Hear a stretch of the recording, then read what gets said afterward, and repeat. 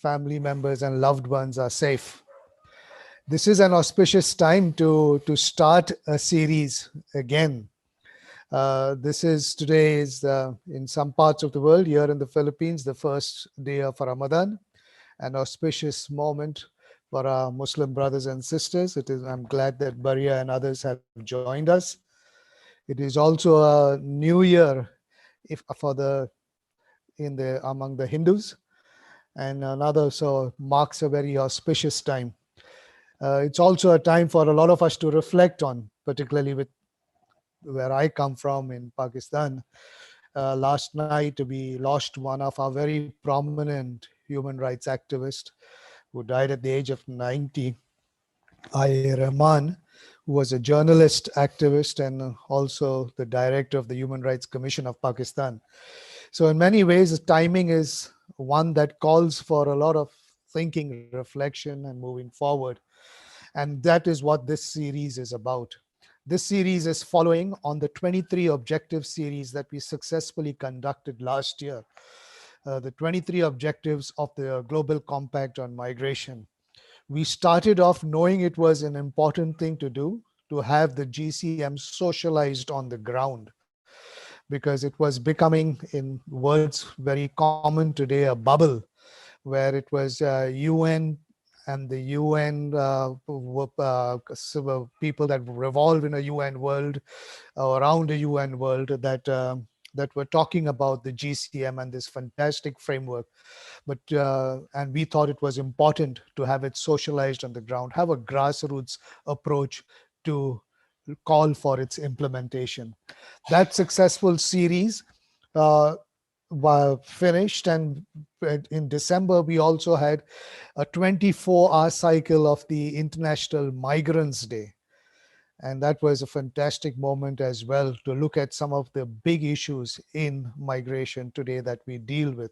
So it is out of both these kind of processes that we, the co-organizers and of those two series, those two events, came together to think of what are the pertinent issues from those series. What were the burning issues, unresolved issues that need to have action on the ground as now, not yesterday. Now, there's an immediacy about it, and that needs to happen. And so looking at that and reflecting on that together with the co-organizer of those series, JRFTD, CCRM, MFA, and Action Committee, and together with PICUM, Alianza Americas, and CMPD, the Climate Network, came together to say, let's look at what are some of those issues that we need to build a whole different momentum around. That this is a time to look at critical issues. This is a time to look at what needs to change fundamentally. The COVID gives us that opportunity to reflect, to take time out, to take a pause, and to think of what needs to change. What can we do differently? What is that brave new post-COVID world that we want to prepare for, that we want to be part of? And this series was born out of that thinking. And so we are very glad to say that this is not a webinar series only. This is a process that we are starting, a series of conversations that we will continue. So in some ways, we haven't figured it out yet. So don't ask too many questions of where this is going. We are in the process of figuring it out. We are building as we move forward. So this series will not culminate with the 5 webinars that you saw, these 5 critical issues: labor, race, undocumented migrants, climate, and regular pathways. This series will not conclude with that, but each of these webinars is meant to trigger conversations that will continue for the rest of the year and going into the next year, building into a grassroots preparation, a grassroots mobilization to engage with the International Migration Review Forum next year, and also to engage with other processes of international spaces where migration governance is discussed, how these issues and how this thinking, this grassroots kind of action oriented thinking will leverage in those spaces is something that we are looking at and trying to build on. So I do hope everybody in this webinar and everybody in this series will watch out to see how this space continues to grow, how this space continues to develop, and to be part of that process of developing and moving forward. This is not space that is limited in some way, in ways, to the organizers of this, but it's a space that we are creating for a grassroots mobilizing, for to interact from an action oriented perspective. We hope that we will get away from a process which only looks at, good practices and challenges and then doesn't move to action. We want to call for action. We want to call for change. We want to see something real happening on the ground, because we think this is the moment. We think this is the moment. This is a time to be bold. The world has been shut down for more than a year now, and some of us are already feeling frustrated with it. Some of us are raring to start looking back, craving for that world before the COVID. Some of us want to see a new world post COVID. So it's a time to be bold. It's a time to reimagine. It's a time to advance with courage and wisdom. And so this is how we have set up this conversation. This will be the first, and this is how it is being set up. We will have a discussion for about 1.5 hours on the issue itself, and the panelists, together with people in the chat box and people on the platform, we'll have a conversation about this. In the last half an hour, I will come back to the panelists to say, after hearing what you have heard from each other, after seeing what is there in the chat box, what would you think of action points moving forward? What are the action points that we can work on, starting, taking back to our networks, to our organizations, to our regions, at the national level? The process is designed as such, and we will share more about this as we go through time. But it's following this, it is hope that we will meet 6 weeks again from today. We will meet around 6 weeks from today. We will meet again to look at how the action points from this resonated with the ground, with our constituencies, with our networks, with our movements, with our organizations, with migrants and their communities. How did these action points kind of resonate?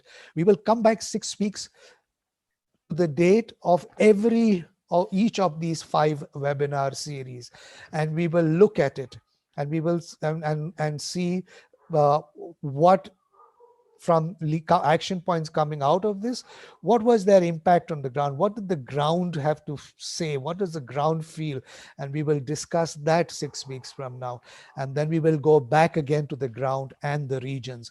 We'll continuously try to do this looping process of going back to the ground, coming back in the space, going back to the ground, coming back in this space, in the hope of building a grassroots mobilization. So that is what this is about. And we hope that we will have your cooperation and commitment in this.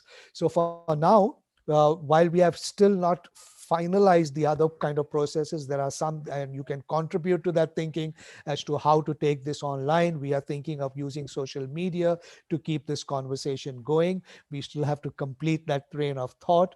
But for now, if you have any thoughts on moving forward after this, please send us an email. I will ask our people in the admin to put the email of all the 5 organizations that are co-organizing this, so that you can send us an email of what you think is a good way to move forward. And we will look at all of it and see how to best create a process moving forward. So let me begin then, and with today, with the conversation starting with today. And today's conversation is focusing on labor. on migrant labor and the new social contract. At the beginning of the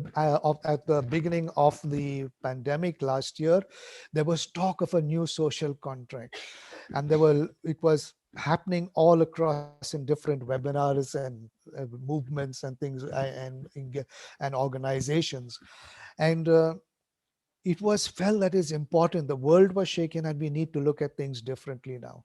It became urgent to look at a new social contract. What does that mean for migrant workers? This is the conversation that we are going to have today in relation to migration.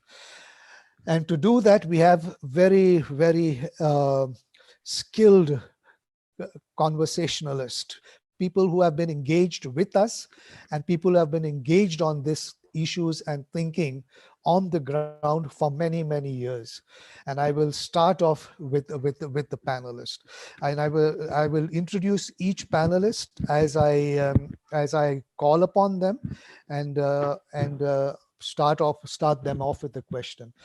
Please note, this is also being interpreted in 3 different languages. You have the interpretation icon there. You just have to click it and choose your language of choice. English, Spanish, and French are the current languages that we are offering. So let's begin. Let's begin. And let me begin with Ambit Yuzon. Many of us know Ambit. Some of us have worked with him. And many of us know that Ambit is always a man of ideas. He is the Secretary General of the BWI. He was elected Secretary General in 2009, and he is re-elected again, and now he is doing his second term. Ambit is well recognized in the international community as one of the people, one of the leaders that led this whole transformation that we saw in Qatar. He has experimented, and BWI has experimented in different ways in trying to bring empowerment to migrant workers. In a place where trade unions did not exist, he has been experimental, introducing the ideas, seeing how workers empowerment, workers coming together, workers' voices could be listened to and carried forward. So Ambit is one of those people who has, and I know from his work here in the Philippines as well, among the first conversations that I came to know Ambit through is this notion that was floating something like 20 years ago, in which Ambit and some of the other Filipino friends in the trade unions were fleshing out social movement unionizing, and I was first introduced to that concept 20 years ago. I said, wow, this is a whole new kind of moment for us in the social movements kind of thing. And so let me begin then with you, Ambit, and let me ask you this question as we begin. The whole question of a new social contract, what do you think is new? Why do we say new, and how can trade unions and workers organizations, how can they lead the charge on this, particularly in this time? Ambit, the platform is yours. Thank you, William. Good morning, good evening, and good afternoon to the world.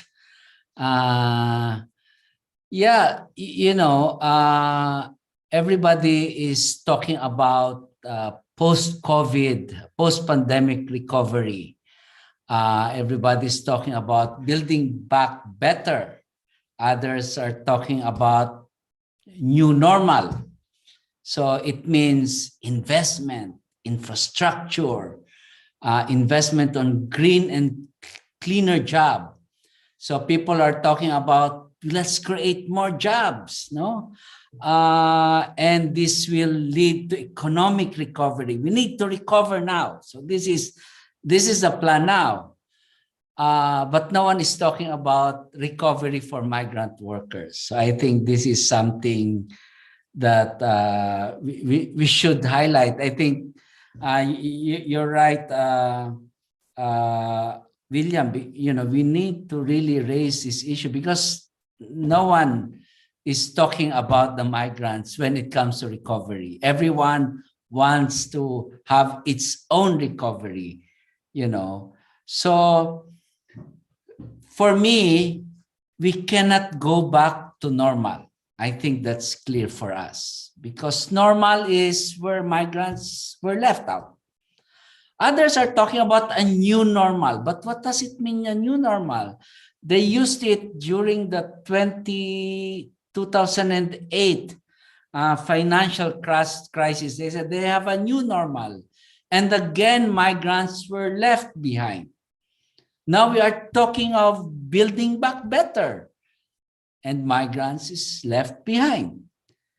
We cannot build back better without the migrant workers being given the equal respect and protection. I think the world have realized that migrants are important now.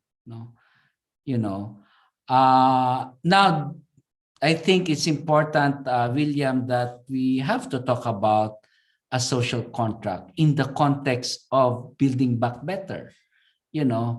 We cannot just ignore the past. We cannot ignore what happened, but maybe I would a bit modified, because we have a global compact on migration, but we don't have a global compact with migrant workers. Maybe we have to look at that, because in the global compact on migration, it doesn't talk about the migrant workers, So I think we should raise that, because people are talking about, even in the trade unions, we are talking about global social contract. We are talking about global social protection. But, the issue of migrants is not really taking care, because the frame is still very national in scope. But we have to understand migration doesn't belong to one country anymore. Move from one country to the other. And in times of crisis, migrants were left because the country of destination, they want them to go home, and the country of origin, oh, stay there. We don't have enough work for you, So we are in between. So, and no one wants to take care of the migrants in times of crisis. So I think we have to learn how to take care of ourselves. So we have some ideas, William, on social contract or social compact.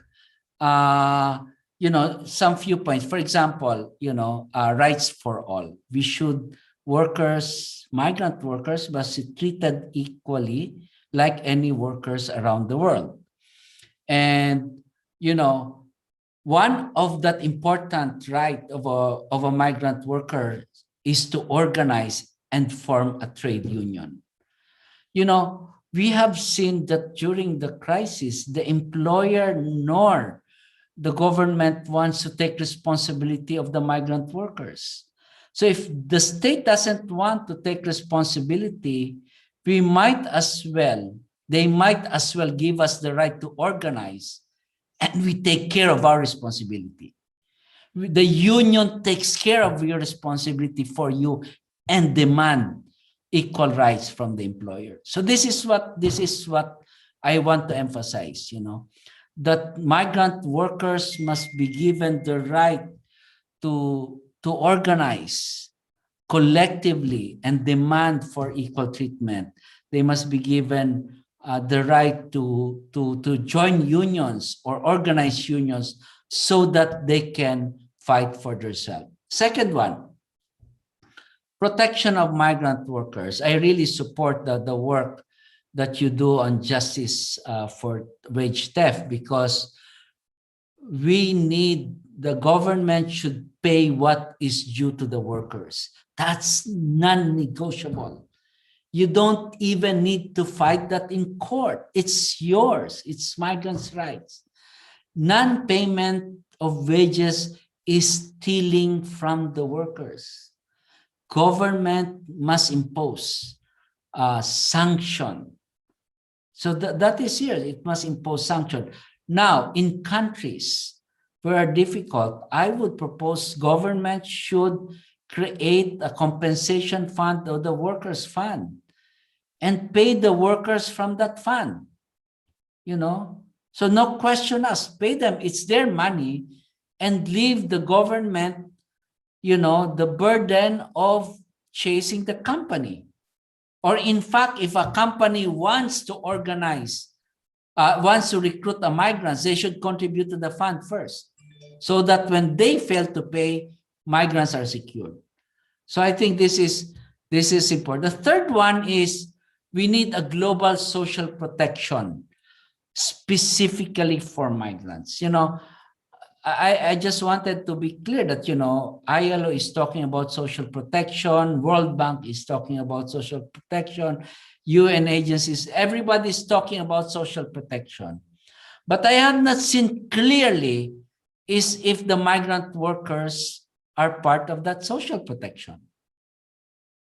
That is not very clear. You know, when we need a social protection that addresses the issue of wage theft, that addresses the issue of illegally collected recruitment fees, you know, and repatriation and others. So these are the social protection that must be given. So another point that I want to raise is inclusion.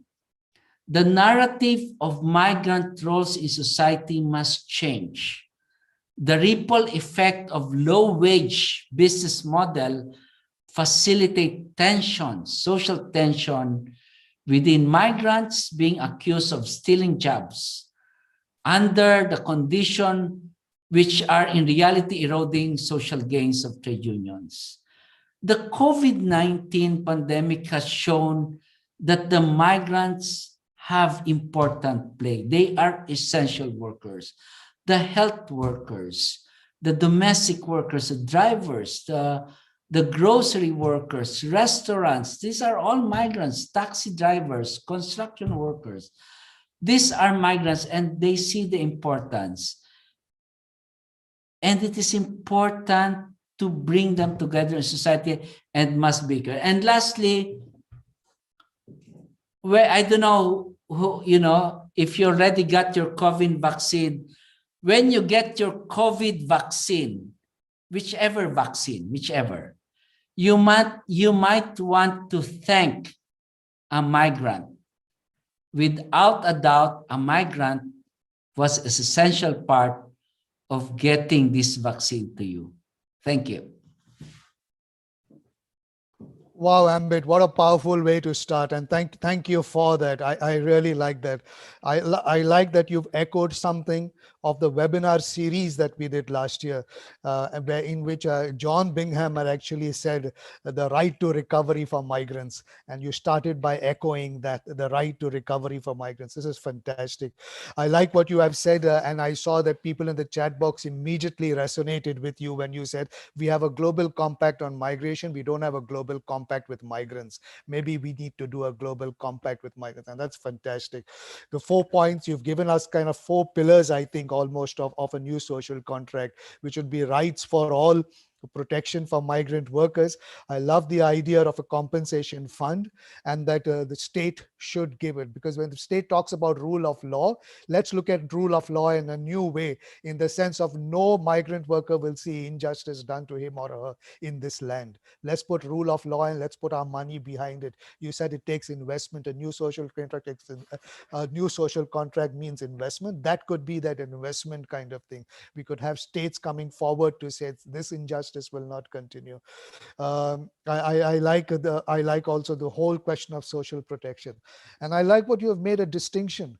Social protection that is for migrants, which means actually looking at programs that will work for migrants, that are tailored for migrants. We cannot say yes, we have social protection for all kind of thing, and not see that for migrants, and particularly migrant workers who come in and go on temporary programs and things like that. How will we have that? How do you tailor something for that? So that's a fantastic idea out there, and love the idea. say thank you to a migrant if you take the vaccine, because somewhere a migrant has been involved in the development or in the giving of the vaccine. So thank you for that. Thank you for starting off on those on that note. And let me come back to you then with one very quick question, and I would like you to give a very quick answer to that.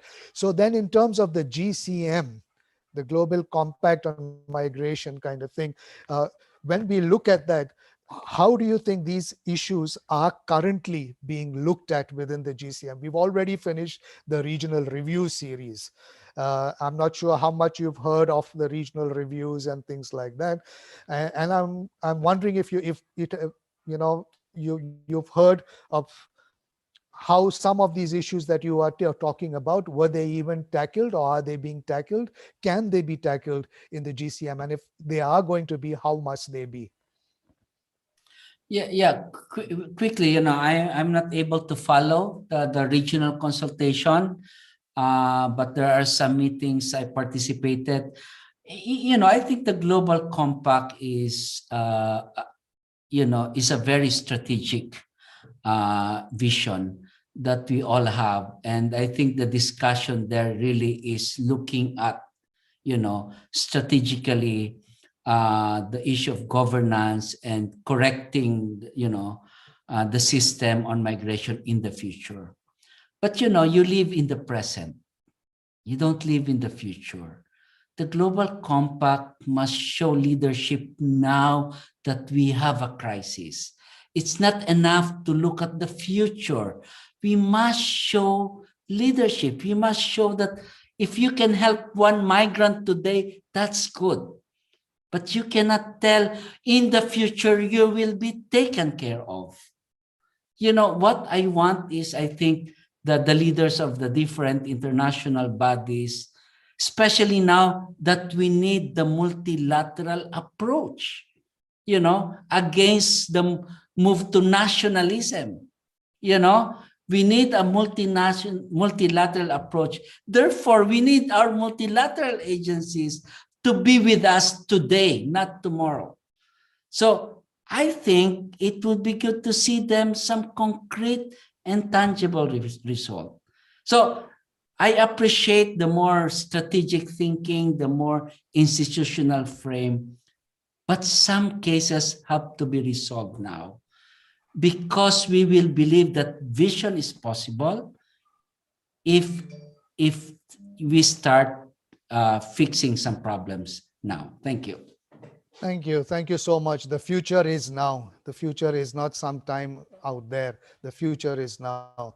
Thank you for that for that reminder, and thank you for that call, that urgent call for leadership in a time like this. The strong leadership that is required of multilateral institutions in bringing together, in coming together to resolve some of these issues. Thank you for that. Let me move on to the next panelist, and that is Baria.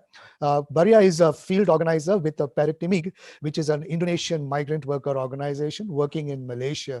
Baria herself is a former migrant worker and a survivor. She was a migrant worker in 2007 to 2009. We've had the pleasure of working together and meeting in better times face to face. But now Baria continues to be in Malaysia working with IDWF. She does a lot of the organizing work with ID and advocacy in the organization, and also lends support to domestic workers and assistance through the organization.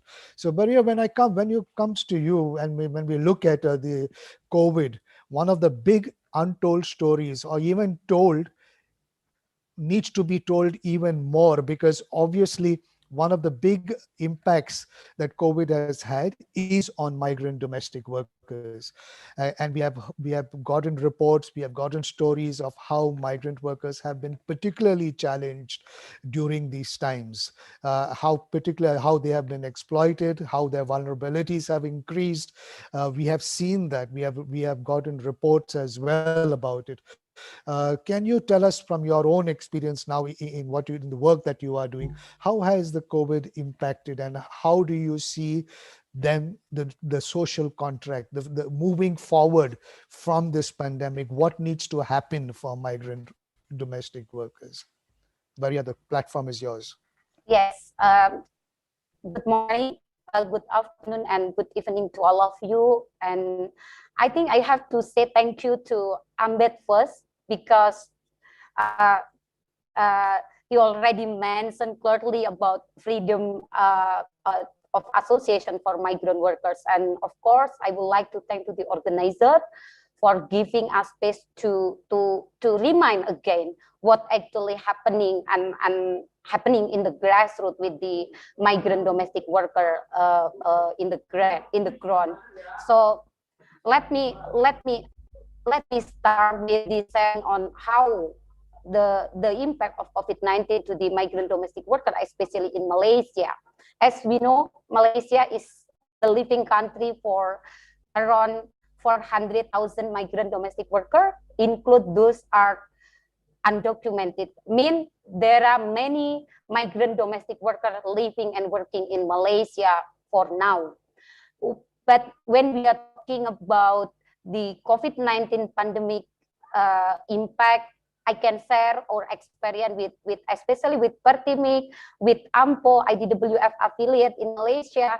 We have facing a lot of and a big problem in there. Why? Because many of our members, they lost their job and they lost their income automatically, and in many of them are staying with employer. They have to stay on call for 24 hours, so without enough rest, without day off, without communication to each other, and many of them are getting stressed and getting a virus from their employers.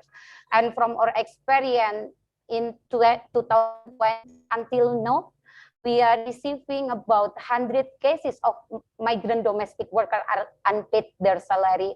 So it's mean there are a lot of exploitation in there in place, and even many of them are being discriminated. Many rates by migration office, by police, because of their legal status in Malaysia. So this is how the COVID-19 putting them for more vulnerable in Malaysia. And when we are look and identify deeper on the policy gap, we actually we have protection in Malaysia, because the law itself it's not included migrant domestic worker. It's not included a domestic worker in there. And especially again, when we are talking about the migrant worker, migrant domestic worker representative on the policy making, I can say there is lack of representative, because what Ambed said in earlier, the right of freedom to association for migrant domestic workers, it has been violated for long years, not only for current situation during pandemic, but it has been in place for long years. So I think most policy gap in place is because of the unrecognizing migrant domestic worker benefit in Malaysia, and as well about they lack on the representative because of lack of the freedom of the association. And even for them it is difficult to join it like local union. I have a big question actually. If the domestic worker they want to join the union, which union we have to join? This is the big question. If the law mentioned that all migrant workers can join the union, but I think the most important thing is to give them right freedom to association, right to freedom to speak for what their rights, what their needs. Then we hope the right of migrant domestic worker, it will be in place. But beside all those situations and challenges we face, the one good thing that we experience in one is when the domestic worker itself they able to organize. I think this is the most good experience in the grassroots level when the pandemic itself came. The domestic worker, as I remind again that we migrant and domestic worker, we have to help ourselves, and this is how organizing is very important for migrant. Giving migrant right to organize is the most important to come out, especially for this difficult situation. And this is what Pertimek actually doing in Malaysia since 2018. Before the pandemic came, many our leader, they lead many dialogue with the government, not only in country of destination, but as well we are include and involve the country of origin to sit together to address the situation, to address the challenges in the grassroots. But again, it is very challenges for them. And when we are talking about the new social contracts, I actually the domestic worker was left behind on that. Yeah, as I think that's that I can share for now. Okay, thank you very much, Baria. And I think very powerful again. And thank you for highlighting something that Ambit had said. This whole thing of organizing for workers. GCM Objective 1 is about data. And thank you for giving the first idea of an action point. How about we do this, Ambit, Baria? Why don't we do this? Why don't we come 1 year from now and give a listing of all those countries that allow by law migrant workers to join trade unions or do not allow migrant workers to join trade unions? How about coming forward with data to show how many trade unions have migrant workers as their members in leadership as well? Let's collect data around these kind of action points, kind of thing, so that when we come, we can say, yes, this is something that we want acted upon now, that this is the deficit. This might be a good idea. Thank you for pointing out how domestic workers, 10 years after the adoption of ILO convention, we are still not very far from where we had planned to be. I remember in the first year after the adoption, ITUC ran a campaign of saying 11 countries that we would want to have ratified. We are still, while more countries have ratified, some of the targeted countries have not. Maybe it's time we started calling in that at the 10-year. So when we go to the IMRF to ask for some ratifications in that year when we have the first international migration review, let's push an agenda like that that's very action oriented. Thank you for that. What do you think about that? If we go with these kind of data points, is it something that would help, that would push the agenda forward, and particularly of migrant domestic workers? Baria? Yeah, talking about data, actually, this is a common issue that we already, like talk and discuss in so many places. But when we are talking about how many data how many data that domestic workers join to the union, I think if we are talking specifically in Malaysia, we have no any data on that. I mean, no one of domestic workers are join union in Malaysia. So this is why our movement when we are support and we are strengthen Pertimik in Malaysia is actually targeted to be here that the domestic worker themselves, they need the space to be recognized as union. Thank you for that, and thank you for saying, yes, we might talk about domestic workers being part of unions and things like that, but where is the data that is showing that this is possible, that this is happening? And we might want to, and this might be, the data might be lying somewhere. I think it would be great if we brought it together to show, to do an assessment. 10 years since the adoption, where are we?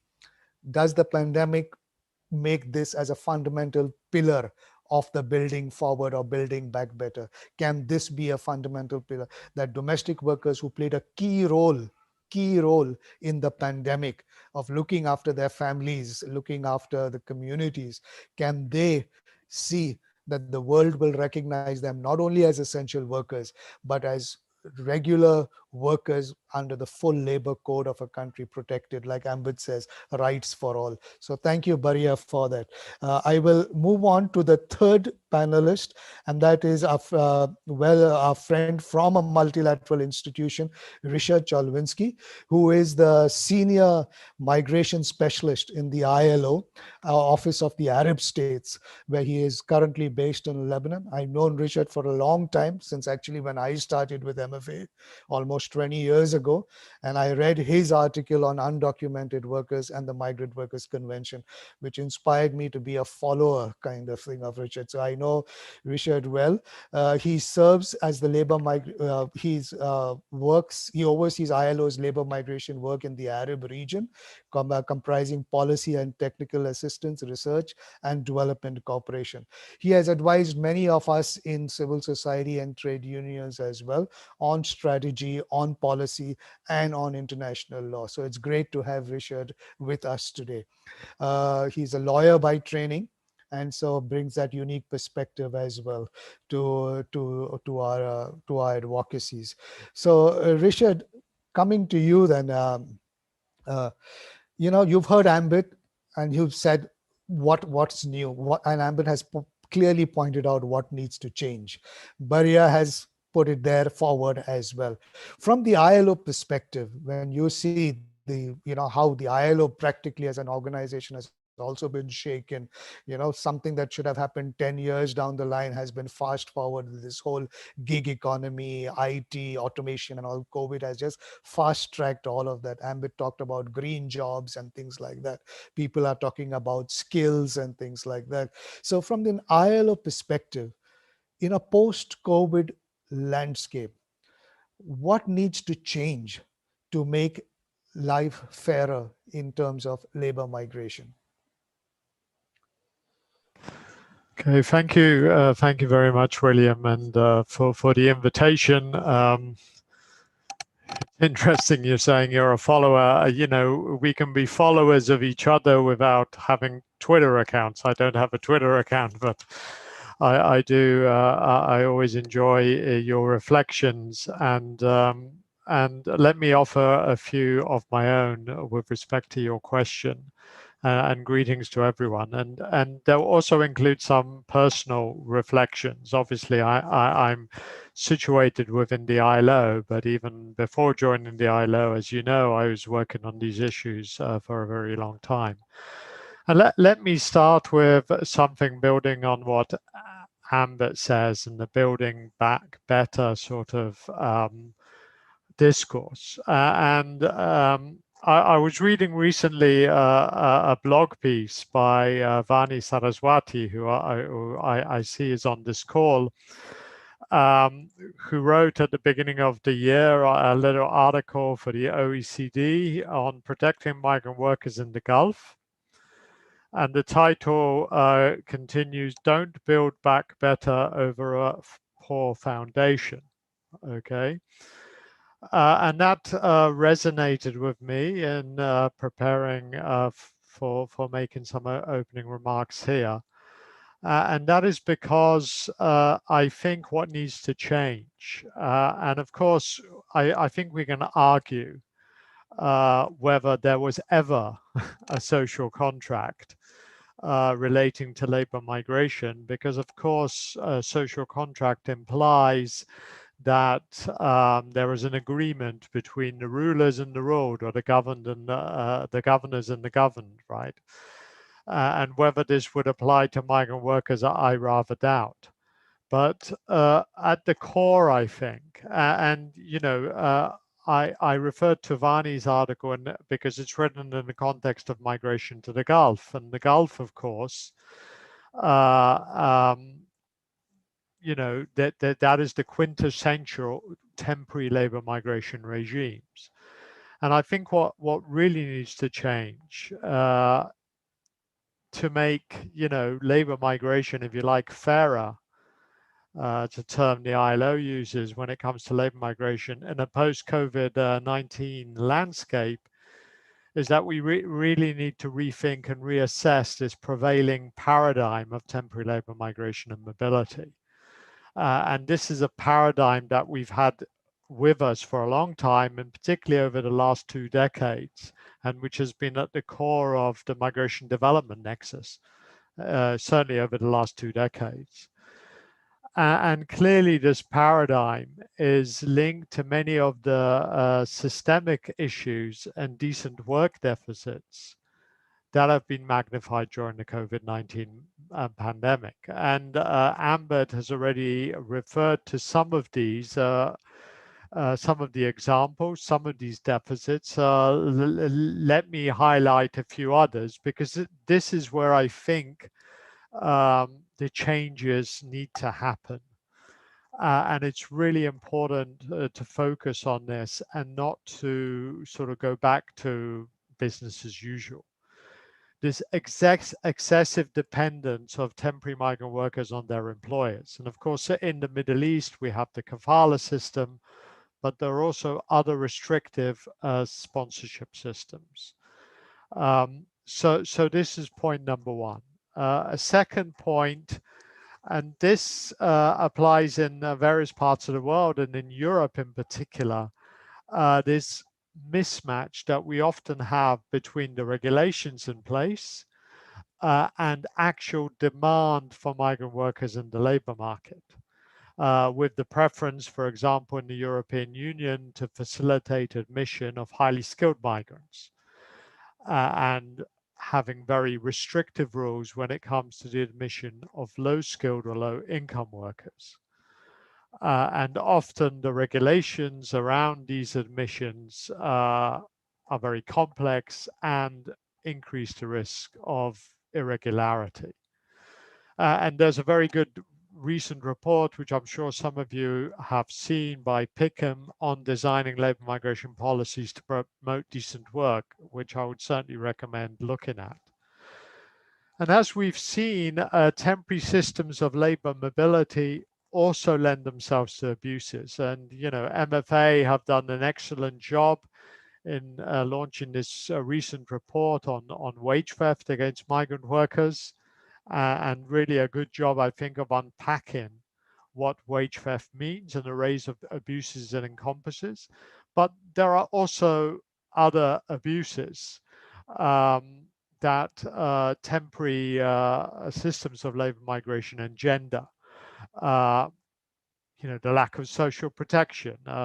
Temporary migrant workers are particularly prone not to have social protection, particularly in the event of unemployment, occupational injury, as well as pension provision, right?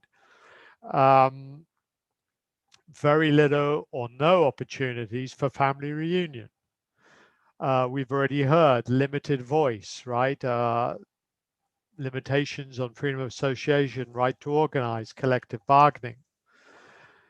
And this also, I think, connects with a broader issues when we talk about the need for a social contract, whether it's a new social contract or for a social contract, is the absence of social dialogue, not only involving governments, employers, and workers, but also, you know, other organizations, whether it be migrant associations or civil society organizations, in the design, implementation, and monitoring of migration programs. So not paying mere lip service, but actually involving these stakeholders in shaping these policies. And,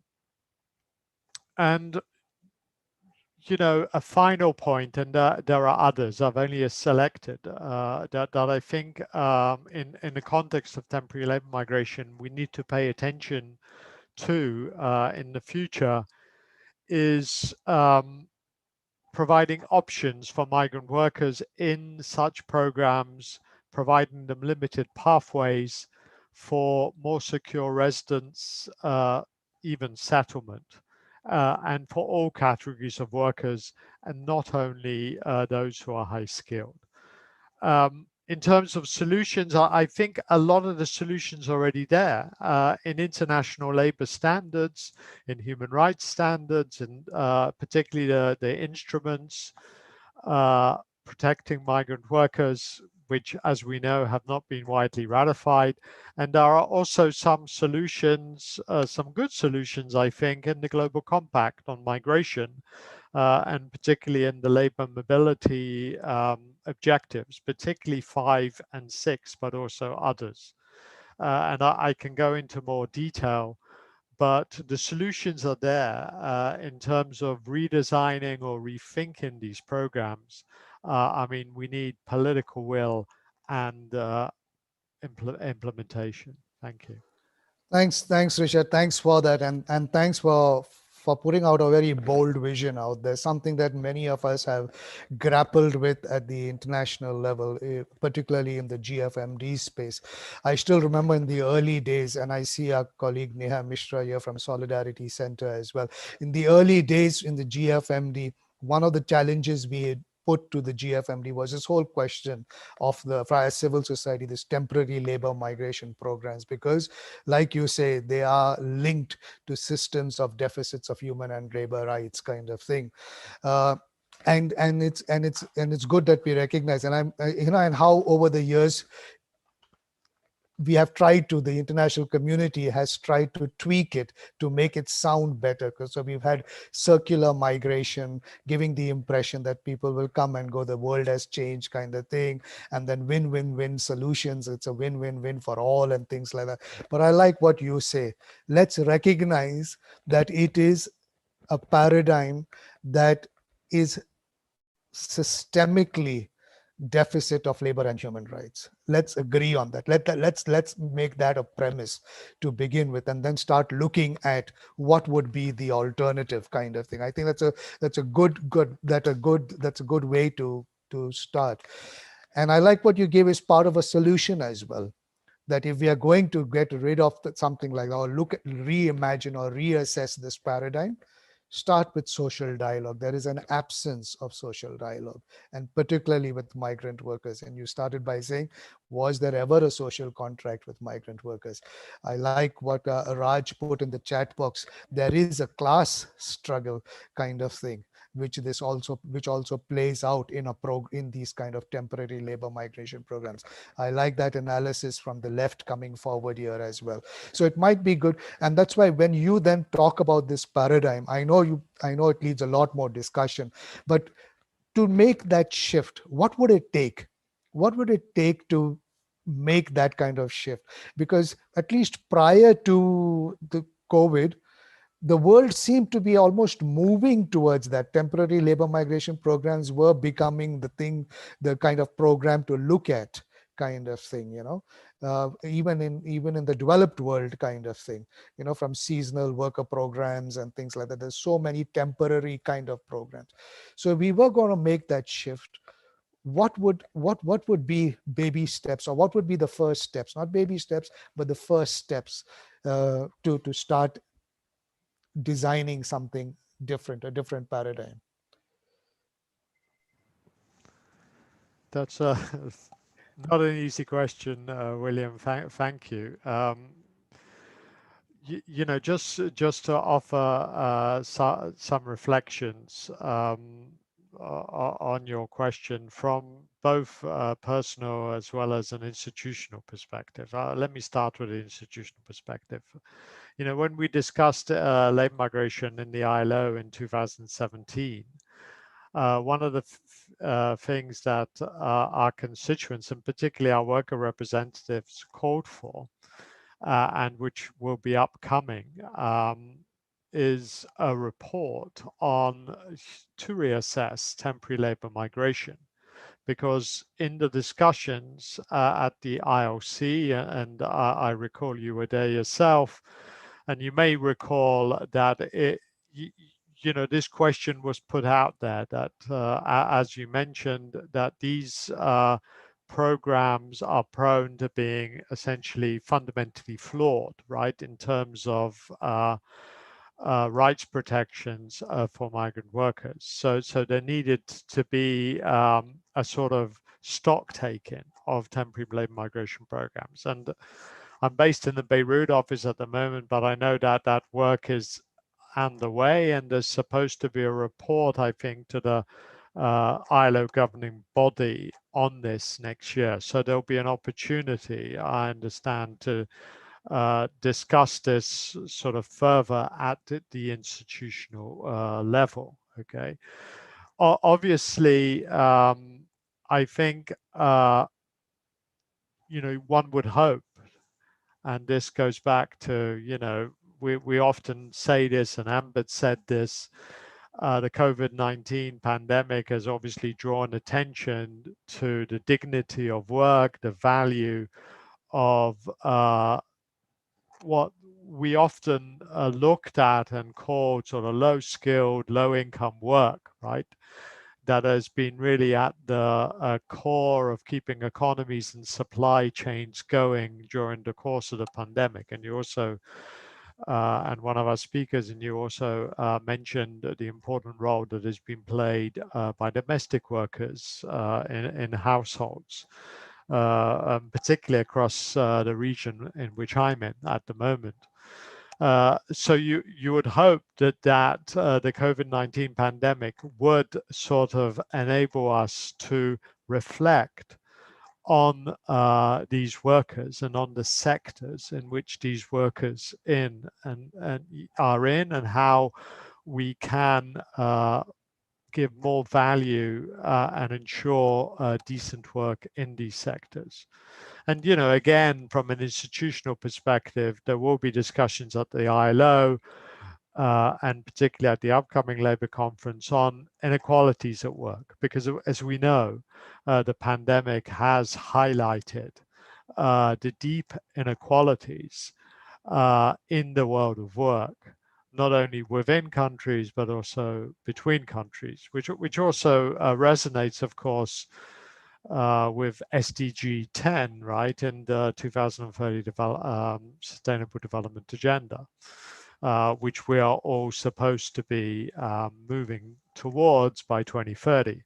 So now, if you read Vani's article, for example, that I referred to earlier, the questions in that article are raised with regard to, the context of the Gulf and how things seem to be moving back to normal relatively quickly as sort of vaccination programs get underway. And that is a risk, I think, that that the pandemic will not be, sadly, a sufficient wake-up call with regard to be able to make these changes, not across the world of work, and not only in the context of labour migration governance. And obviously, it's up to all of us to prevent that from happening. Thanks. Thanks, Richard, and thanks for reminding us about the report that is coming. It will be an interesting read, I'm sure, and I hope it will be as provocative as you have been in this webinar.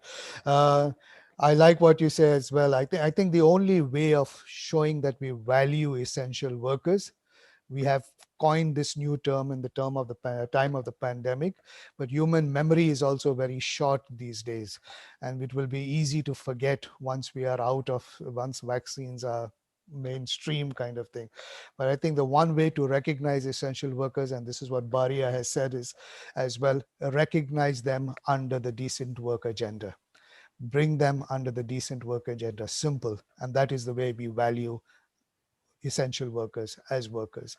But let me move then to the next panelist, and the next panelist is Letitia Ishibashi, who is the networks, who comes from an organization called Flex in the UK, and she's the networks officer at Focus on Labor Exploitation.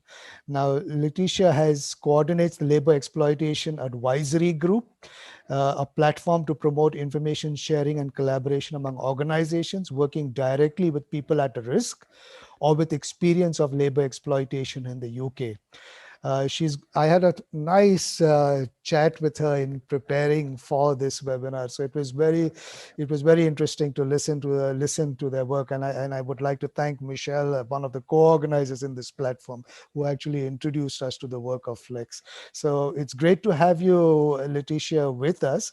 And part of the stories in the pandemic or following just before the pandemic was this whole how Brexit was going to change relationships around the globe kind of thing, not only with Europe but around the world kind of thing, as the UK entered into this new phase of its existence. So as this has already come about, and what did you see as some of the challenges to migrant workers in this kind of Brexit post, or rather the Brexit when it happened, and COVID-19 happened around the same time? What were some of the challenges posed to migrant workers in the UK? Floor is yours. Thanks so much. Thanks so much, William, and thanks everyone for joining and for having me. I think it's interesting thinking about exactly Brexit, because a lot of the issues and the challenges that we are going to see and we start to see with it are things that have been touched upon by previous panelists. So I think one of the key challenges that are going to come from Brexit, and that have been, I guess, further exposed by COVID, is the increased risk of irregularity. So in thinking about what Richard just said about temporary migration schemes, in, I guess, moving out of free movement and into a overhaul of essentially a completely new immigration system, one of the things that has been lacking is a general immigration pathway for low-paid work. And there has been one done, I guess, for the what we call high skilled, well, not what we call, but what is called high skill, and therefore you need to have some a threshold of how much you make, which is above the minimum wage.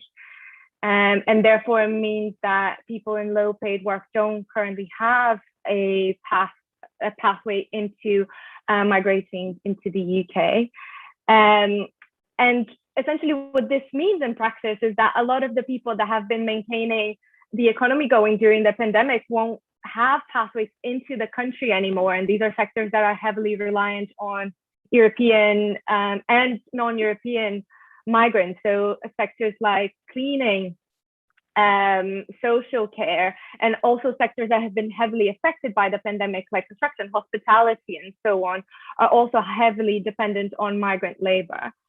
And funnily enough, the only alternative visa pathways for low-paid migrant workers are temporary migration schemes. So we currently have one in agriculture, that is 6 months long, and we also have the domestic worker visa route that is also 6 months long. And in both of these schemes, in theory, you are allowed to change employer, so it's not tied to your employer, but it's tied to the sector. But what we find is that in practice, it doesn't matter, because people still cannot change jobs. And it's very difficult for them as well, because they have such a short term in their visa, to even be able to find another job and to be able to enforce their rights as well. So I think the way that the post-Brexit immigration system has been established hasn't been linked to what the country actually needs in terms of to fill in labor shortages, for example, but rather it has been done in a way that is counterproductive to that. So if we think about demand for low-paid work remaining high, while there are no avenues for people to come in and fill in these labor shortages, it's highly likely that we will start seeing a reliance on undocumented migrant work, and seeing sectors that are heavily reliant actually having to seek out these types of employment relationships that are not secure and that are conducive of abuse and exploitation.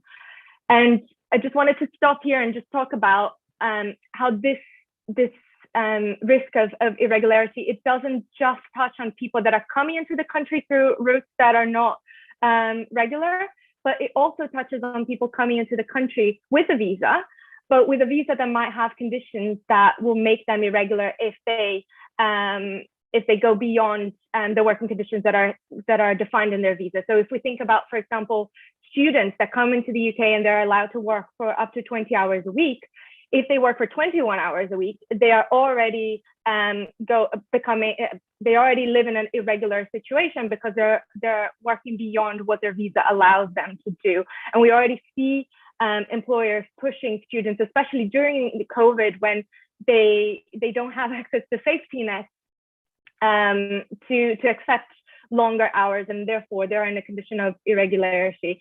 And then, of course, we have cases of people coming into the country through tourist visas and then working through that, because that's the only pathway that you have to come into the country and accessing and filling in these labor shortages.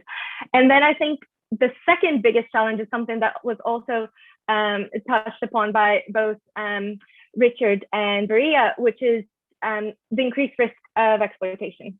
So we know that when you're working without the required documentation, or where you have insecure status in a country, and when you're dependent on your employer for either your work, or you're dependent on a sector and it's difficult to change jobs, you become more vulnerable to exploitation. And just to contextualize this so that we don't make this as a Brexit problem, it's important to note that before Brexit, the UK already had an immigration system that was hostile towards migrants. We actually have a system that is called a hostile environment, and that was coined by the government. And essentially, the key feature is to make the UK a really hard place to live and to stay for those that are not complying with immigration policy. And this is not just people that are coming in and through alternative routes, but it's also people that become irregular in the country. And that one of the key features of this hostile environment is something called the illegal working offense, which was introduced in 2017, and it essentially criminalized undocumented work. So you're committing a criminal offense if you're a migrant and you're working in the UK without proper documentation, or if you're working beyond where your visa allows you to. And I guess an obvious result from this is what we have found with working with migrant workers, even the documented ones, is that they're so scared of potential immigration consequences like the arrest, detention, removal from the country, that they feel unable to report abuse and exploitation at work. And this is made even more strong because labor inspectorates, the police, and also other statutory services, including healthcare and local authorities, they are pressured to help immigration authorities to identify people that are in breach of immigration offenses. So you're essentially creating an environment where there is no trust between the authorities that are supposed to protect and support migrant workers and migrant workers themselves, those that are documented and those that are not. And in the, I guess, the context of COVID, migrants, the hostile environment also created a system in which migrants' entitlements to healthcare, social security, and essentially all your rights are tiered. So depending on the type of visa you have, you'll have a different level of assistance and support and entitlements. And essentially this means that in the context of the pandemic, many people who have lost their job or are in higher need of employment-related support, they're not entitled to social safety nets, and therefore they become heavily reliant on their jobs, and they become more vulnerable to exploitation as a result of this. So I guess to close, I just wanted to say that when it comes to migrant workers, the vulnerability that they face, both towards irregularity and exploitation, is not something that is intrinsic from the condition of being a migrant. It is constructed. And it's a political choice to design and to implement policies that limit people's rights and that make it harder for them to enforce the rights that they do they do have. So I think it's important for us to think when we talk about, I guess, a post-COVID era or whatever a new social contract may require, that we need to make sure that governments recognize migrants' human and social economic rights, and that they proactively seek to remove barriers to people first having them in the first place, but also enforcing them in their day-to-day lives. Thank you, Letitia. And I will quote you on this. Vulnerability is constructed to limit people's choices. I think that is very amply describes the situation that so many migrant workers and women migrant workers find themselves in that space. And thank you for that. Thank you for also sharing what's happening in, we talk about this employer tied systems and but as if it is in one part of the world. But when you think of it happening in the UK, in what is a so-called developed part of the world, then we have to really rethink what Ambit and Richard and Beria have been saying so far, is that we have to think about a real system change kind of thing of, because and people in the chat box, like people like Raj, have also mentioned this kind of thing, how traditionally these programs have grown to the point of them becoming very exploitative of migrants. So that's a good point that you raise. I really like the idea on skills. In our region at the moment, there is a whole mantra that is going around skills, like skills means productivity, and every UN institution is jumping on this bandwagon. It means productivity, it means so many things kind of thing. But at the end of the day, you are right when you say that what we have recognized, the essential workers who have kept our economies going in this COVID, who have prior to the COVID been largely unnoticed and more exploited than recognized. It is these people who will need to also move, who need to move and exercise their mobility as a way of their human rights kind of thing. It is this constraint that will be put and continues to be put on this large category of people, and we have to start looking at this. So many people have bought into the skills jargon kind of thing, and I think it's important to recognize that the world will still need people that fall within the essential work sector. And the essential work sector has shown itself to be, we might have called it low skilled before the COVID, but in the COVID, we recognized how crucial it is to keep our communities and our economies afloat. So thank you for that, for pointing that out, that this is an argument to make even in the developed world. So it's not only in our part of the world, but it's even in the developed world that this argument needs to be made. So thank you for this. In terms of the GCM, then, and let me just do a follow-up question then. In terms of the GCM, then, on these kind of, I see there was a question in the chat box there. Would separating this kind of visa regimes from immigration regime, would this be a way to go? Sorry, could you clarify the question? So, Rola, do you want to ask that question? I see in the chat box you put there. Basically, the question is it's a question based on Letitia's and Richard's interventions. Could separating immigration visa from employment status be part of the conversations of the new social contract for migrants? And how feasible is this in different contexts? Thank you. I just found the question on the chat. So I guess the way that we see it is that once you're a worker. So for example, if you've come in a temporary visa, or even if you're undocumented, you're still working. Therefore, you should be entitled to employment rights, and you should have access to enforcement mechanisms to be able to access these rights. So creating immigration systems that create this barrier between you being a migrant and you being a worker, and therefore, if you're a migrant worker, you'll have lesser employment rights than people that are not migrant workers. It doesn't work. It makes conditions worse for everyone. It makes conditions in the sector worse. It makes it impossible for employers that are compliant with labor laws and that pay fair wages and that follow the law to maintain their businesses. So, and it also creates, I guess, a layer that employment, that labor inspectors and so on find it difficult to reach, right? Because if you create an immigration system that criminalizes people or that makes it difficult for them to enforce their rights, people are going to be scared of coming forward, and in not coming forward, then the people that are abusing the system are getting away with it, and then they're benefiting off a system that is institutionally created in theory to stop people from migrating or from stopping them from working. And I think when we think about immigration policy and how that interacts with employment policy, we have to think about the reality. So what is the reality? The reality is that you have migrant workers, some of them coming in temporary visa, some of them coming that previously came under free movement, and some of them who are undocumented, either because they came through alternative routes or because they became undocumented. And just to open something on the side here is that in the UK, there are very, very limited pathways to regularize your status once you've become undocumented.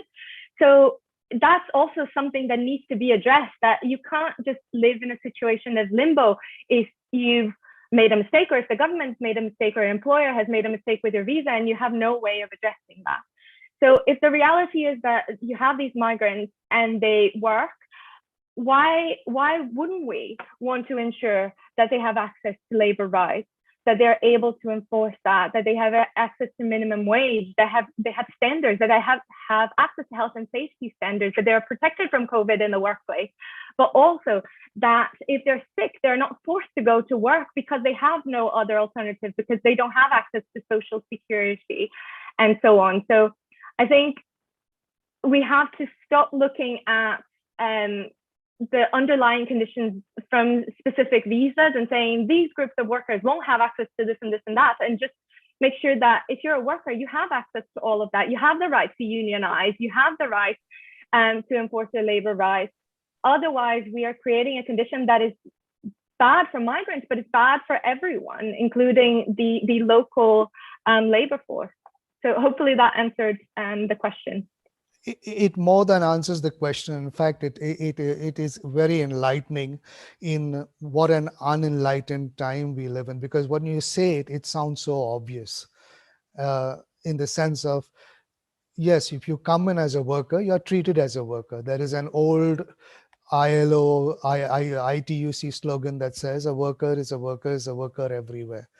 Yet something so simple, so wise, so straightforward has been distorted to the extent that people are being exploited and being made vulnerable. So I think that's a very good point that you made, and something that we need to push. And I know that our colleagues on the call, this will be part of the conversation in one of the future discussions when we talk about regular pathways, and Richard has mentioned about that objective 5.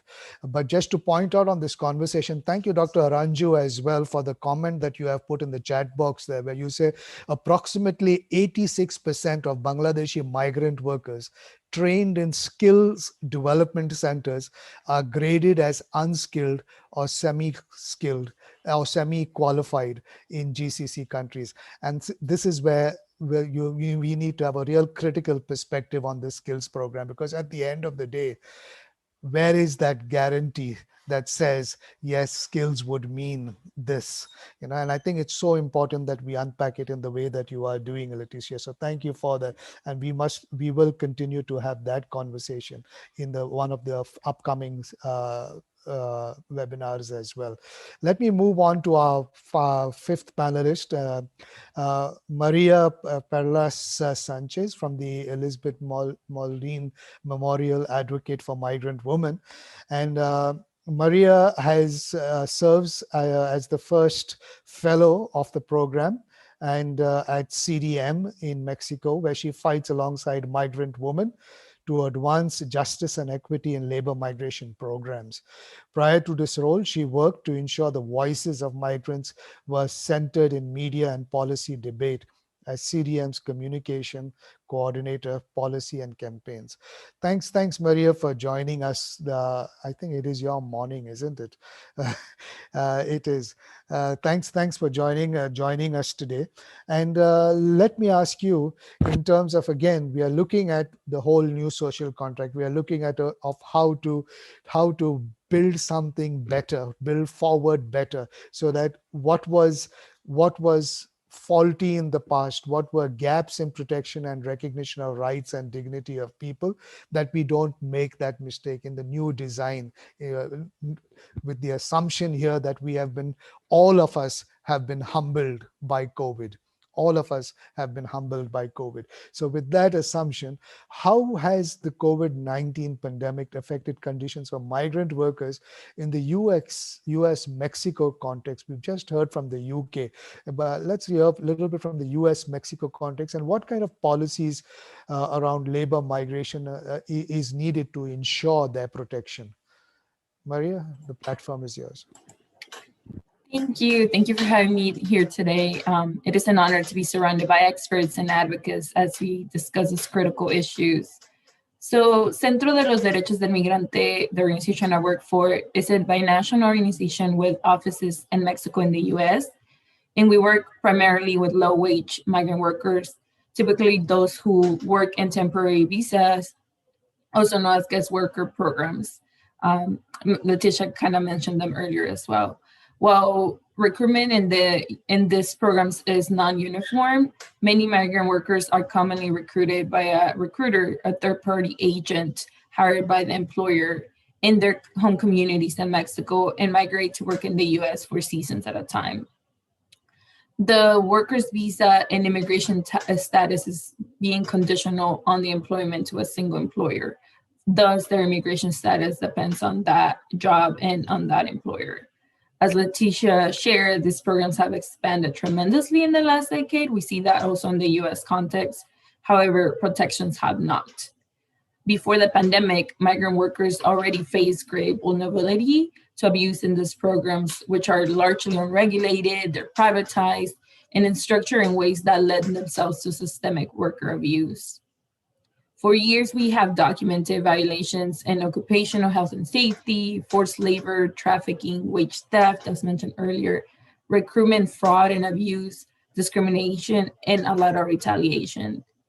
All of these were already main concerns for migrant workers prior to the pandemic, and definitely something we see across all guest worker programs. Though, as also mentioned earlier, class definitely imposes further susceptibility to abuse. We know from working directly with workers that while the COVID-19 pandemic did not create these issues, it did further exacerbate them, as folks here can agree. Since the beginning of the pandemic, CDM and Morales have been urging local and state officials and the federal US government to implement emergency measures such as an emergency temporary standard to put in place protections for workers during the pandemic. This would include COVID-19 preparedness plans in the workplace, access to PPE, vaccination, testing, treatment, paid sick leave, and stronger protections overall against retaliation. Essential workers and migrant workers, with migrant workers serving in essential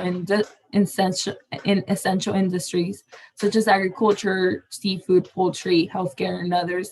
We believe that these aspects are incredibly important to resolve some of the most pressing issues faced by migrant workers in the context of the pandemic. However, again, we know that the pandemic only unearthed certain issues that reflect a bigger structural problem, and those require a complete overhaul.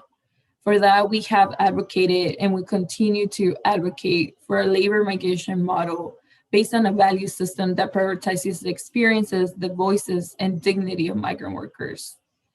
We currently chair Migration That Works, which is a coalition of workers' rights organizations, academics, and unions. And we call the government officials and our allies to advance labor migration systems that reflect the humanity of migrant workers, something we call the alternative labor migration model.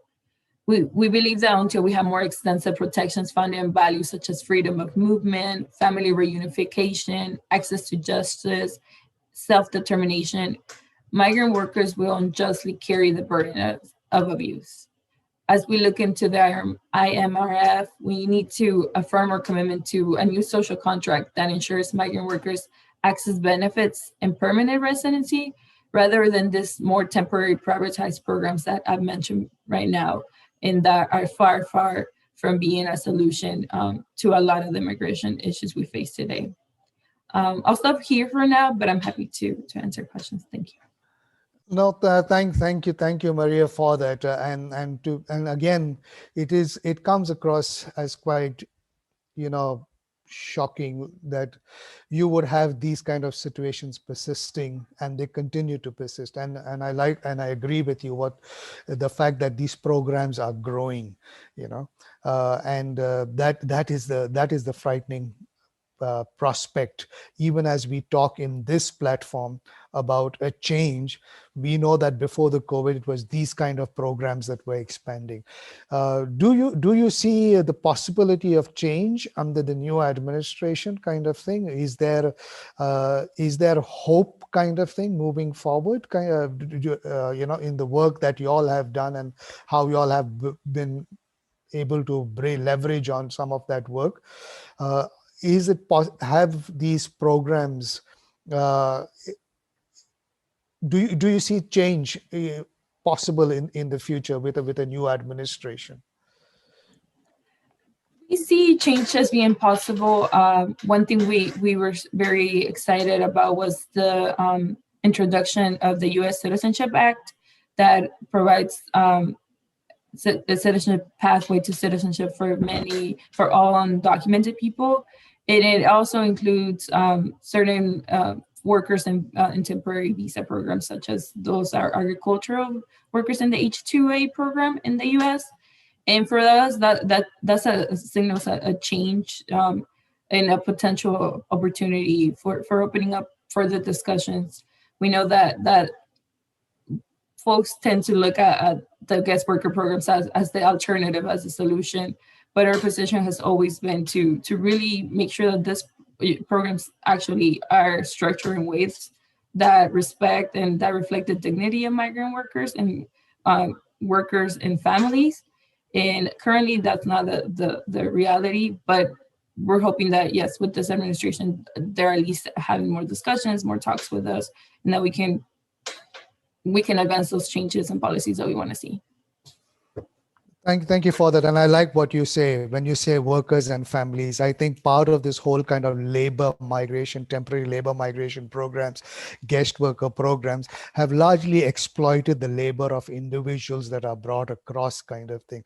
And we forget that these individuals have been pulled out or have left homes and communities and you know, spaces of refuge and solace kind of thing, just to see themselves finding themselves in precarious situations in a foreign land. So I think that's very important that when we speak about these programs, we humanize them by saying workers and their families. And thank you for that.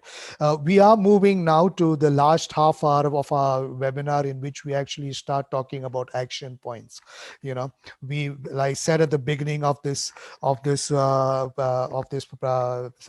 today, that what is important is we don't come out here with briefing papers, guidelines, and things like this. Is not the objective of this series. The objective of this series is to come out with action points, things that need to be done, you know, things that we need to get going with.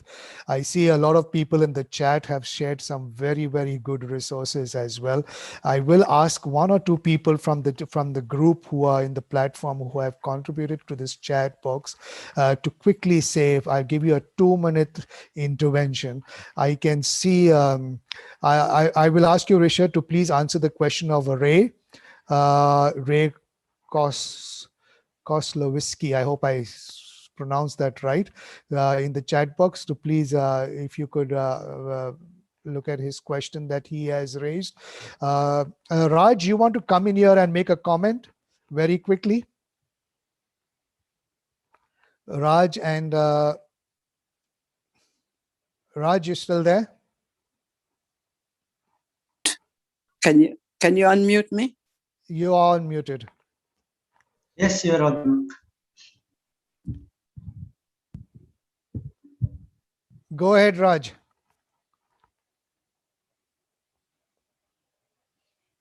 Hello. Okay. Am I audible?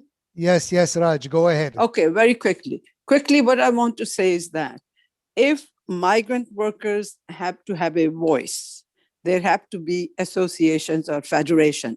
Can we think of, is it possible to have an international federation of migrant workers or regional federation of so that they can be at the table with governments, with policymakers when they talk about migration issues. And that's where, regardless of whether you're temporary in the Gulf or whether you're temporary in the UK, you are a temporary worker and your interests will be represented. Thank you.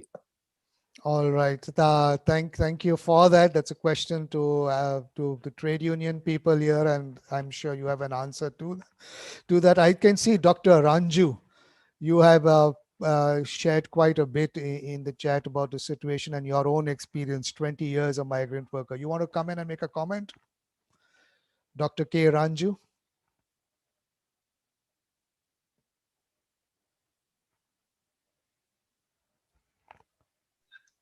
Yes, William. Can you hear Go me? ahead. Yes, go ahead, sir. Thank you so much, William.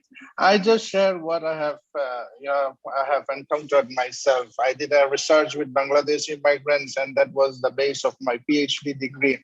All I could say is that the need of the hour is not to reinforce the employers, but then we need to reinforce specifically the recruitment and the recruitment cost and the procedures of recruitment at this stage, so that at least the next level of recruitment happens in a more fairly decent way. And the employers knows that recruitment costs when they are born, but it is not going to be a burden for them, rather than it will cause a much more productivity level for the workers. That's all, William. Thank you so much. Thank you, Doctor. Thank you as well. Dong, you're speaking Latin. Can you share with us what you're talking about? Yeah.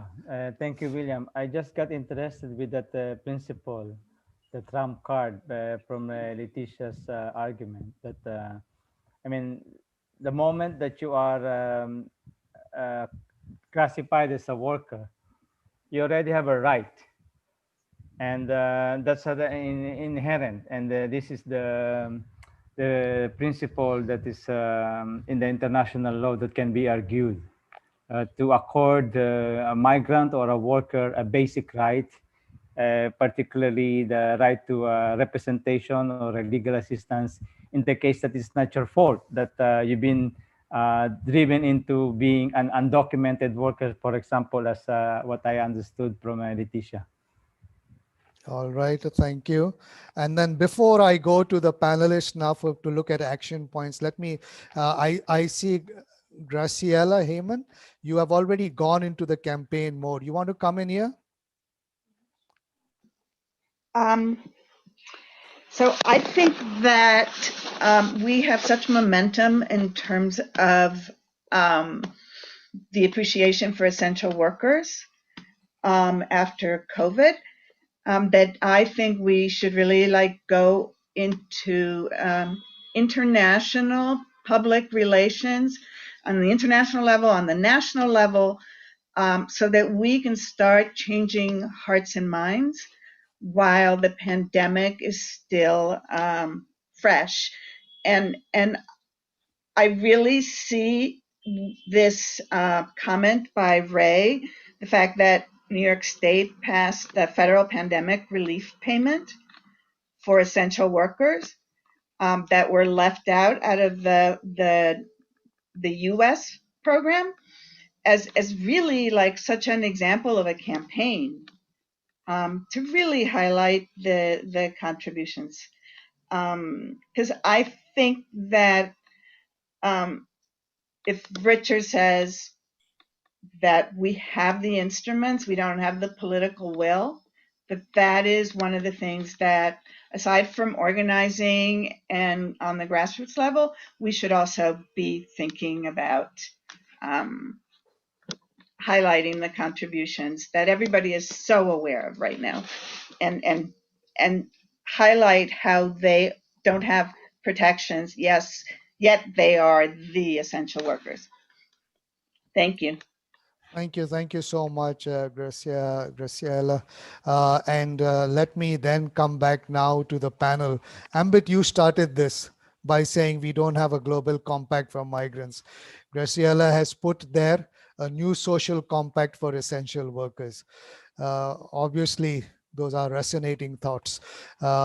What do you think moving forward, listening to the rest of the speakers, looking at what was in the chat box? What would you say moving forward in terms of for this platform? Like I said, 6 weeks from now, whatever we will from this webinar, we will digest it and come out with action points. 6 weeks from now, we will discuss those action points in a kind of town hall at the global level as to how these action points resonate on the ground at regional level and things like that. And these conversations are conversations that we will continue. So what would be some of those points that you would think are important for us to take to the ground, test on the ground, let it resonate, percolate on the ground, and come back 6 weeks from now? Yeah, no, I think, thank you. No, if we can negotiate a global compact addressing the issue of migrants, and the time is now, no? But, you need power, and we are being seen as beneficiaries, not players, That's why I think it's important that we organize, we have to show power. So I like the suggestion of migrants, like BWI and other global unions, of course, would like to invite migrants to join the trade unions, not only at the national level, but international level.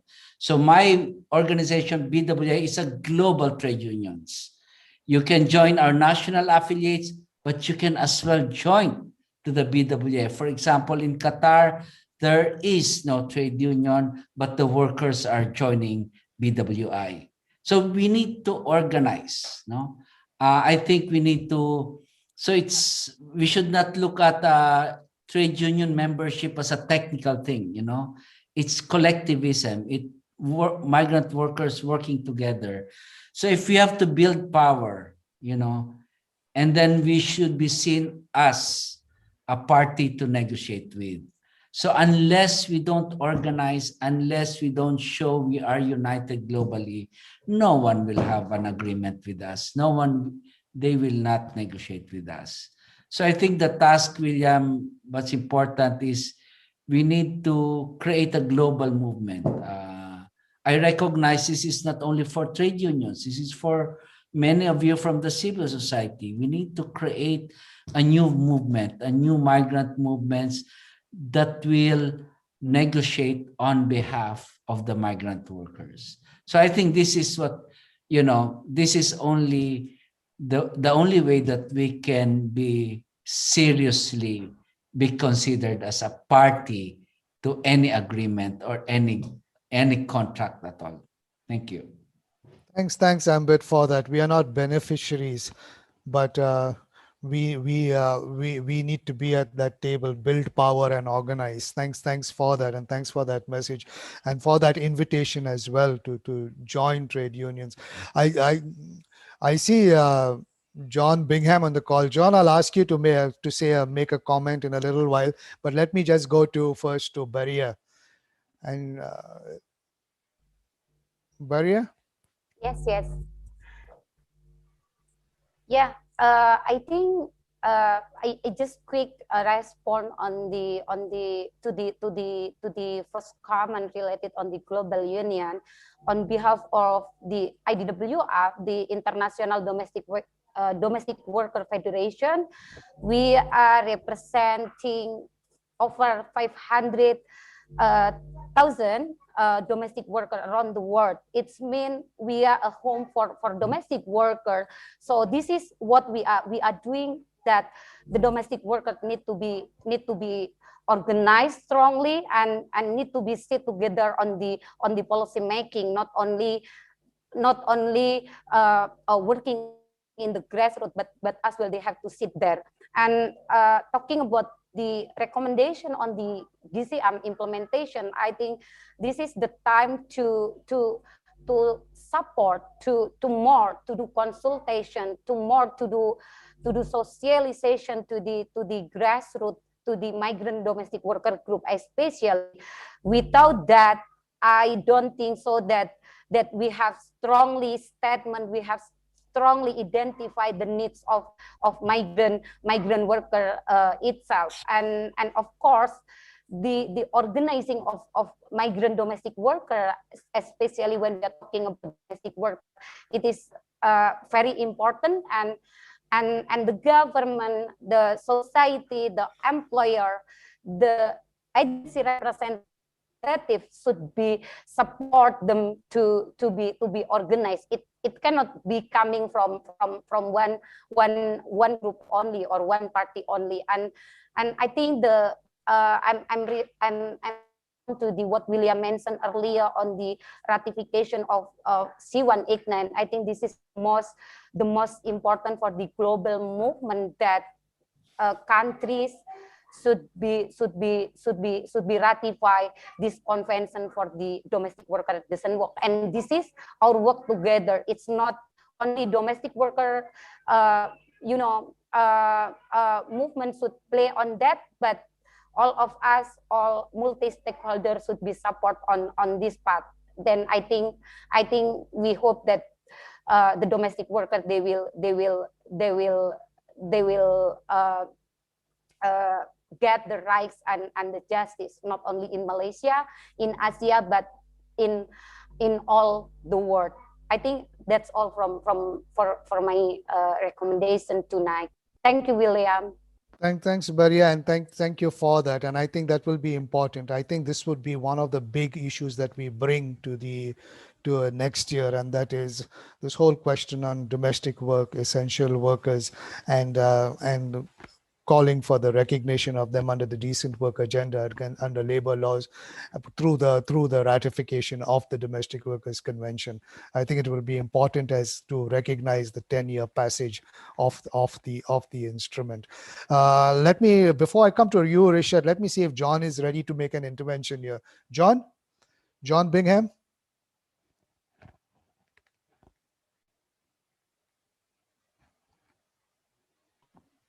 Yeah, William, anything for you, William. Go ahead, John. No, I don't know. I don't know if you have a question. No, I'm listening to what some of them have said moving forward in terms of building power, in terms of essential workers, in terms of being more action oriented, in terms of the paradigm of changing the paradigm that we have of temporary labor migration. As you were listening to this, what are the thoughts racing through your head?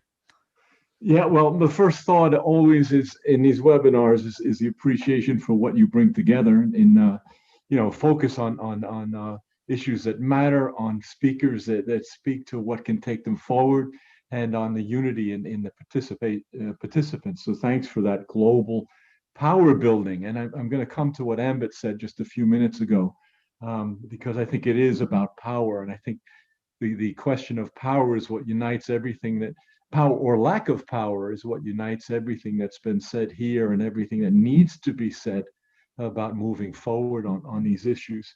I liked what Rizard said earlier, and you echoed and others, that many of the instruments exist already. The words are there. There's even consensus. Some of the words are binding, some of them are not.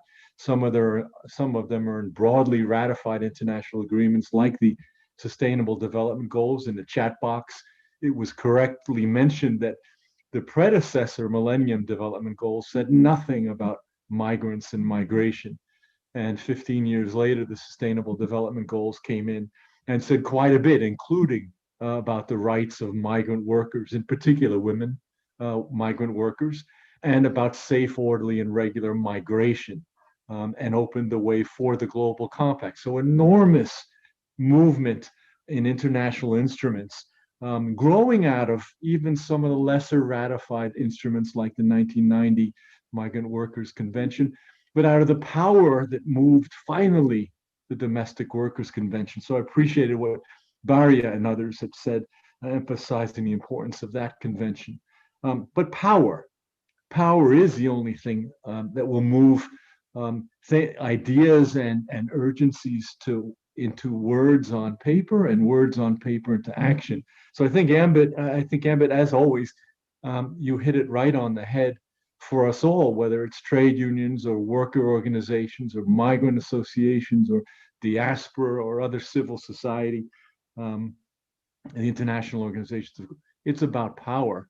And the question for us, I think, framed by the title of this workshop and webinar, what does COVID time have for us in possibilities of power? Not only the imperative of power, but the possibilities. Ambit, you said that you see across many of the industries and workers a recognition of the importance of migrants, and it's not just essential workers at so-called lesser skilled levels. It's also essential workers, migrant workers who are doctors and nurses and engineers and so on. That is a moment of power, and if we can assert that and stand on that and insist that the action comes to that, whether it's Graciela Hyman's great suggestion of a new social compact for essential workers, maybe that's where power goes. But it's power in organizing, and the organizing is leveraging the unity. And I'll stop on this. You know, we have great diversity. Thank God we've got great diversity in civil society and trade unions and so on, especially migrant and diaspora groups. We've got increasing inclusion of diversity in this broad movement. We don't always agree 100% on every issue. We certainly don't always agree 100% on every tactic, but we don't have to. We don't have to if we keep the focus on the need for power to achieve the goal, the broad goals we do agree on, the central goals we do agree on. And that's the moment. That's the moment in this COVID urgency. That's the moment where really the world is going to build something. Maybe it's going to build back worse. Maybe it's just going to build back. But if it builds something better, it's got to be with us, our unity in our diversity, pushing forward for new social protection, for clear social protection, for clear place of migrants in trade unions, in worker organization, in politics, as well as broadly in society. But it is about power, and we should talk about power more. Okay. No, thanks for that, John. And yes, I fully agree with you. I think one of the challenges we have always had in the past, continue to have, we've got fantastic diversity. How do you make this diversity a powerful kind of force? Recognizing that we will not always agree, we will not always be on the same wavelength kind of thing, but it's always important to keep moving forward. And this is what is important in our struggle.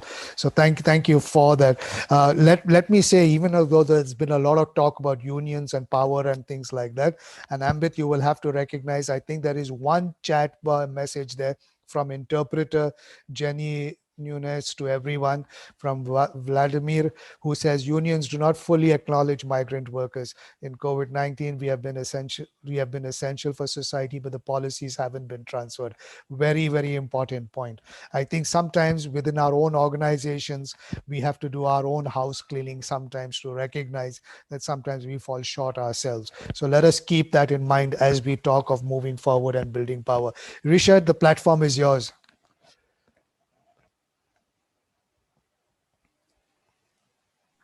Thank you, William. Just two things. I remember a little while ago now, you asked me to address Ray Kozlowski's question, and you know, for those that haven't seen it, I'm hoping I'm referring to the right question. I know he made a remark later on, which has already been commented on with regard to undocumented essential workers. But he's saying is the temporary labor migration paradigm that I was referring to is viable from a public health stance moving forward. And here he's referring to obviously the impact on many temporary and seasonal migrant workers of the pandemic, and particularly in the context of the poor housing conditions and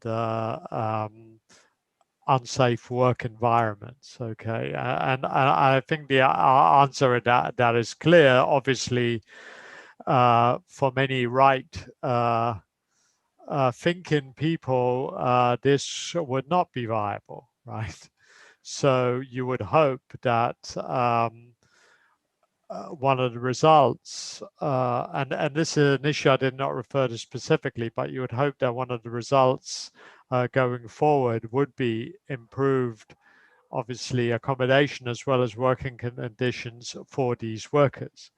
But without moving or shifting this paradigm, there's no guarantee of that, right? And so that's one thing to bear in mind. The second point I wanted to make, and given that C-189 has been referenced, and as you rightly say, William, this year is an important milestone because, of course, in June we have the 10th anniversary since the adoption of the convention. And you mentioned the ITUC 12 by 12 campaign, 12 ratifications in the first year.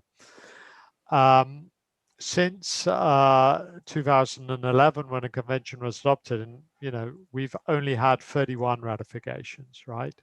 So if we had 12 in 1 year and we were multiplying that by 10, we would have had over 120, and we're far short of that.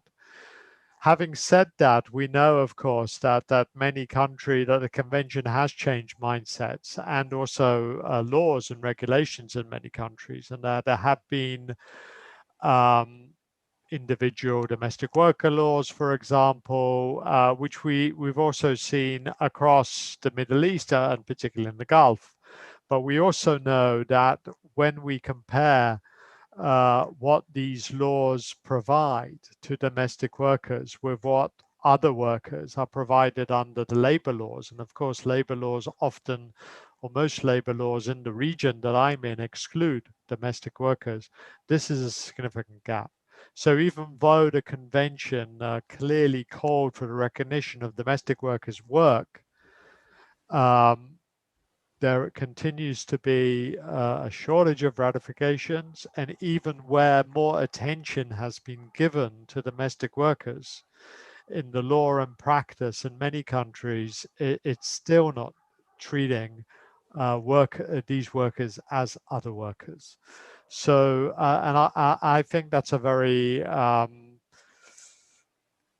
quite a sad reflection that even though there has been progress, a lot more needs to be done when it comes to the sort of legislative frameworks and the arrangements to ensure that domestic work is, rightfully recognized. So that's the two issues that I want. Answering that question, also saying a few words about C-189, because I think it is indeed a milestone this year.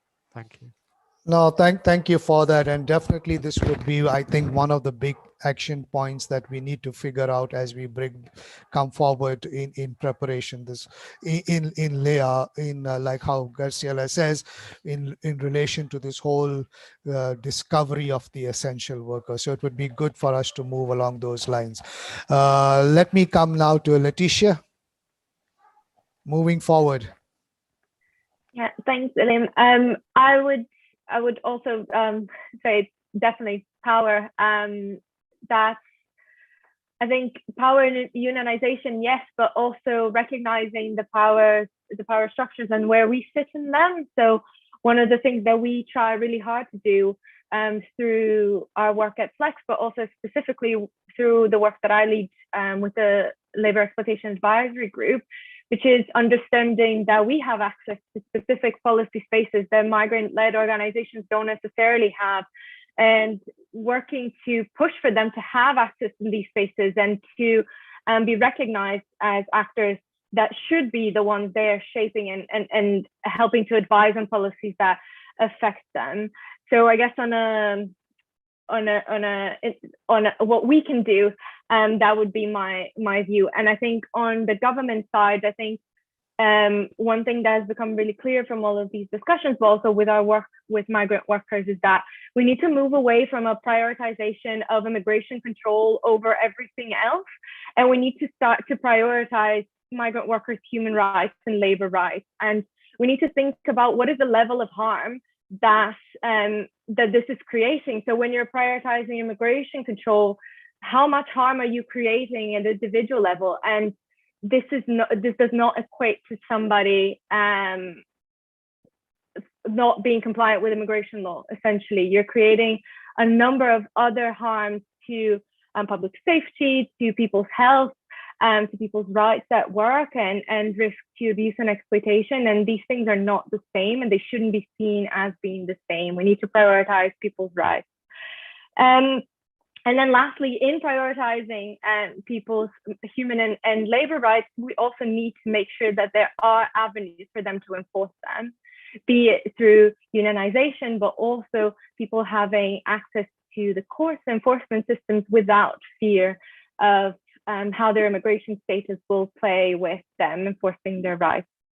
So hopefully these are some of the things that we're going to see and that we're going to work towards in the next few years, but in the now as well.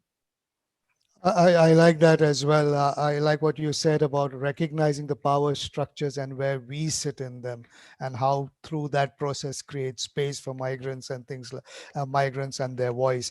And if you want to see an experiment of it happening real time, that's what BWI is doing in Qatar, a place where trade unions don't exist, but how they have experimented, or at least working in a process that gives that their power, BWI's power, used to create power among workers, for workers' voices to be put forward. So that's a good example. It's a good real-time experience of what you are saying can happen. So thank you for that. I like what you said, and that's again a quotable quote: recognize the harms we create, prioritize people's rights. So I think that's so important today when we look at immigration regimes and migration regimes. Maria, the floor is yours. Thank you. I think the speakers have shared a lot of different things that we also resonate with us. One thing I would also like to highlight is that we really believe in the importance of centering policies and change on the voices and experience of actual migrant workers themselves and those directly impacted. So we must ensure that they have access and have a seat at the table as these discussions are being conducted. I think that's really important as we're looking to the new social contract and policies to make sure that migrant workers are leading in our center on the policies that directly impact them. And if we want to advance the goals and have a safe, orderly migration and other objectives outlined in the Global Compact, it is super critical to address labor migration programs from a viewpoint of principles, such as the ones I mentioned before, access to justice, making sure that workers are able to access them. There's enforcement mechanisms for workers to be able to bring forth their cases, being able to migrate and to have visa portability that they get to petition on themselves. And all these different values for us are really important, because otherwise the guest worker programs, the temporary programs that exist right now are just a recipe for exploitation in which migrant workers lack significant legal protections. And we think that as we look into IMRF, we must renew our commitment to a social contract that ensures migrant workers have access to benefits and permanent residency, rather than, again, those temporary privatized programs that we are currently seeing right now. Thanks, Swaz. Thanks so much. And thanks for again putting the spotlight on the temporary migration programs, work programs that are growing. And we need to put the spotlight on them. Like research says, this paradigm, which is rooted in systemic abuse and creating vulnerabilities among migrant workers, this paradigm needs to change. And let's hope we are able to bring more thinking, more focus on this. So we are down to the minute of our webinar. We will. I want to thank everybody, the panelists, the co-organizers who have made this possible today. Just to say as a follow-up, like I said, from this webinar, we will glean out the action points. We will see what are the action points points that we need to work on, that we need to mobilize around, and we'll share that with you to see for you to take to the ground and to work with it. And then we come back 6 weeks from now to say, how did that work for us? How did these action points work for us? This is going to be an ongoing conversation among us, and we hope that each one of us will contribute to making this a moment of power. Power to the people, as Dong says over there in the chat. It is important. It is important. We have to realize that we are at a very important moment in history. It's a moment of transformation. It is a moment of transformation. We have never seen this moment before, unlike a moment like this before. Not even the Second World War, with all the newness it brought in terms of UN institutions and the conventions and things like that, was because at that time there were fewer countries. But today, with so many countries, so much diversity, so much of freedom, so much of independence, so much of struggle that has borne fruit, kind of thing, we are at another moment in which we shape the future of our societies, of our communities. And one of the biggest lens from which we will be able to look at this future is the migration lens. And each one of us in this webinar and each one of our associates who are out there who work on migration issues is party and can be party to this agenda of transformation and change. Thank you, Ambit, for starting off this conversation today. Thank you, Leticia, Maria, and Richard. Thank you for your thoughts. Thank you, everybody else who put comments in the chat box and give materials for us to look at, reports and things like that. And thank you for joining. We watch out for the next one. We are doing a bombarding of series. So every Tuesday, next Tuesday is the one on race. So let's be prepared for that one. We are taking the most critical issues in migration discourse today, and we want to build power around them. So thank you. Looking forward to you next week. Thank you, and stay safe, everyone. Stay safe.